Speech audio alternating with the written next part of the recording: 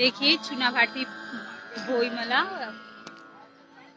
বইমেলাটা খুব সুন্দর, ধূপকাঠি নিলাম একটা, আর এখনো ঘুরবো।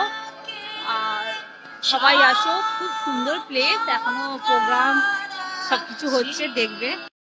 প্লেস দেখো কত সুন্দর, স্টেজ হয়েছে, বাস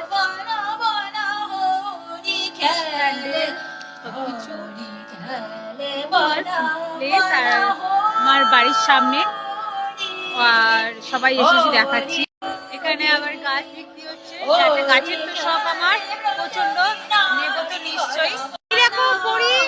আর হচ্ছে আমরা সবাই মিলে বই মেলা ঘুরতে এসেছি, বড় সুন্দর জায়গা, খুব ভালো প্লেস।